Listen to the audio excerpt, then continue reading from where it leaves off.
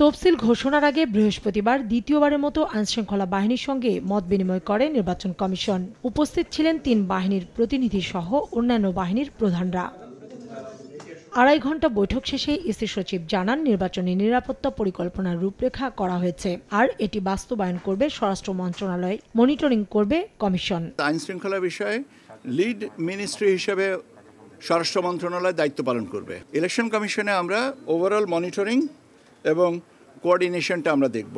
সন্ত্রাসী যারা আছেন চিহ্নিত, তাদের বিষয়ে আরও নজরদারি রাখতে হবে। জানানো হয়, সেনাবাহিনীর ম্যাজিস্ট্রেসি পাওয়ার বাড়ানো হয়েছে ২৮ ফেব্রুয়ারি পর্যন্ত। অবৈধ এবং লুট হওয়া অস্ত্র উদ্ধারে তৎপরতা বাড়ানোর নির্দেশনা দেওয়া হয়েছে। শুধুমাত্র সিটি ব্যাংকে অ্যাকাউন্ট থাকলেই করতে পারবেন গুগল পে। তাই অ্যাকাউন্ট খুলুন আজই। নির্বাচন কমিশনের অবস্থানটা অত্যন্ত স্পষ্ট যে প্রথম দিন থেকে আচরণবিধি প্রতিপালন যেন যথাযথভাবে হয়, এবং সেই কারণে আমাদের সেই সূত্রে আইন শৃঙ্খলা বাহিনীর সদস্যরা যেন আমাদেরকে সম্পূর্ণ সহযোগিতা করেন। একটা সুষ্ঠু, সুন্দর, সার্বিক উৎসবমুখর পরিবেশের নির্বাচনকে বাস্তবায়ন করার জন্য সর্বাত্মক সহযোগিতা সবাইকে করতে হবে এবং নিজস্ব দায়িত্ব নিজের আওতায় পালন করতে হবে।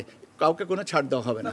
একই সঙ্গে স্থানীয় রাজনৈতিক নেতাদের কাছ থেকে আতিথেয়তা গ্রহণ থেকে বিরত থাকার নির্দেশ দেওয়া হয়েছে আইন শৃঙ্খলা বাহিনীকে। আমাদের আইন শৃঙ্খলা বাহিনীর কোনো সদস্য হসপিটালিটি গ্রহণ না করেন।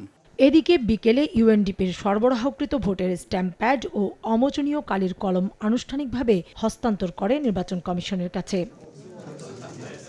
কাউসারা চৌধুরী কুমু, সময় সংবাদ, ঢাকা।